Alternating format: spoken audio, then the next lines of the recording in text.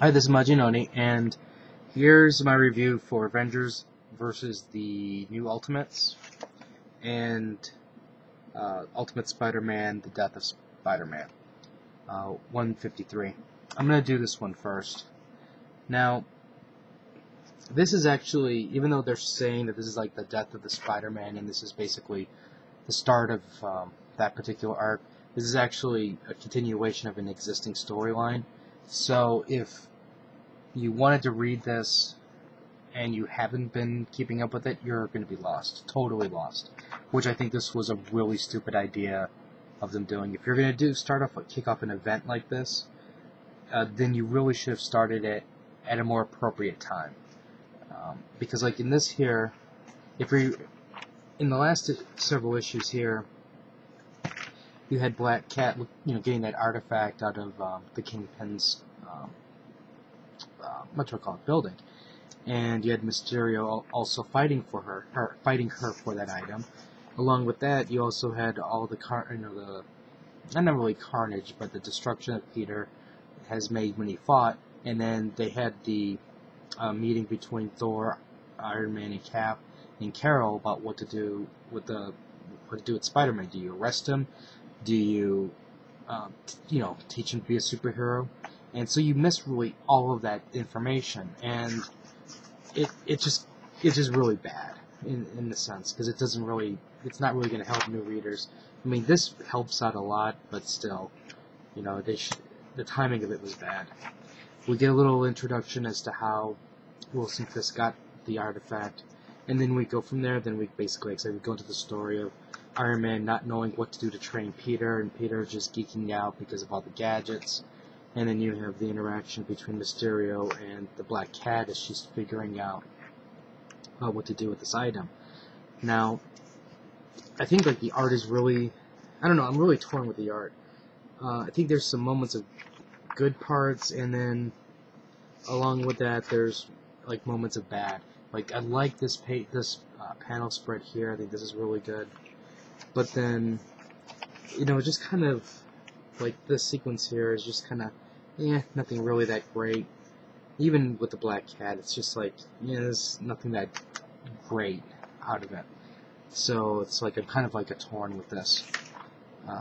Now, they definitely leave this thing on a cliffhanger, and the only thing I will say is eventually Mysterio does get the artifact, and from there, things are going to just go spiraling very poorly for Peter. Now, I think the art, like I said, the story's, I kind of torn with the story. I don't think this is stellar material. I don't think, for example, if somebody came up to me and says, hey, I want to read a comic, I haven't read one in years, what do I read? Obviously, this is not one that I would give them. I don't think Ultimate Spider-Man's been good for years now, and which is a real shame, because this really was a strong title before they decided to just basically redo Peter Parker's popular stories, or Spider-Man's popular stories, I should say. So it's it's just an average book. Nothing really stands out. I'm hoping that it's going to change as the issues progress, until we get to his death.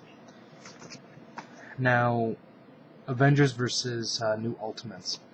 I'll be honest with you, I'm expecting absolutely nothing out of this book. I think it's just going to, I hate used art, I really do, the passion.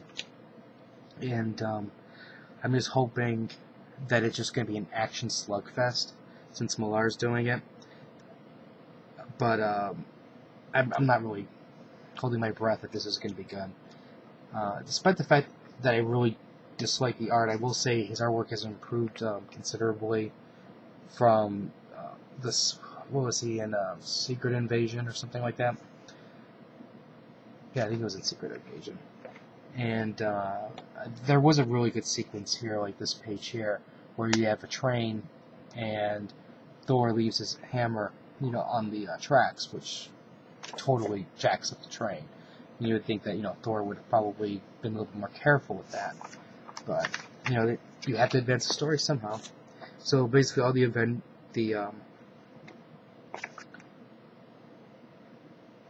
Avengers, you have Cap and then Thor and whatnot, and they're on the hunt for something, and part of this has to do with the metahumans.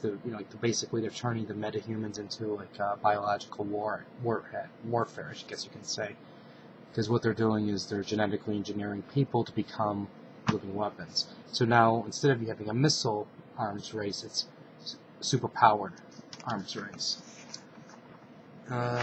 This basically is tying into with what was going on with the vampire storyline, which I did not finish because that was just utter crap. So I have no idea what was going on here, other than they're saying Captain America teleported the base to over in the Middle East because he had to go someplace where there was sun. We also have Tony apparently he got hit in the head somehow, and he had basically had a tumor in his head, so that activated or started up again because of the blow. So there's that. They're dealing with that, and like I said, pretty much this is just a startup issue. And here's some more examples of the art. And like I said, it's part of it is good, part of it is just, I mean, not really good. Just part of it's just okay, and the rest of it just doesn't do anything for me. I think he might be better, for me at least. I think he'd be better suited on a different type of a book rather than a superhero title. The one thing I'm gonna say is, if I'm hoping that Captain America does go back into his old ultimate self, and there's gonna be a lot of ass kicking. If Thor and Cap can do that, then I think I'll be pretty happy with this book. I really don't expect much out of this, because obviously you're not going to kill all these other characters, so we'll see where it goes from there. And I think, I'm not going to spoil it, but I think we can all figure out who the main villain is in this, considering you're talking about two Avenger teams fighting bioengineered superpowers. I think you can easily platoon two together who's the catalyst for this battle.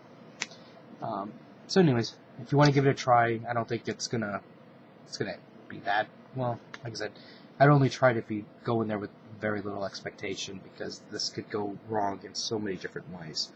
And I have no idea why this is here, up here in Death of Spider-Man, unless somehow later on down the road it's gonna tie in. I don't know.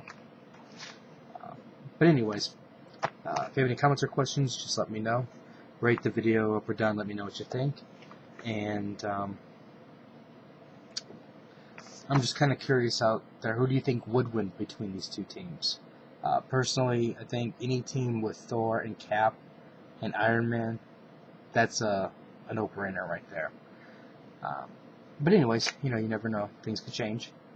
So let me know what you guys think, and I'll have more reviews up later. So until next time.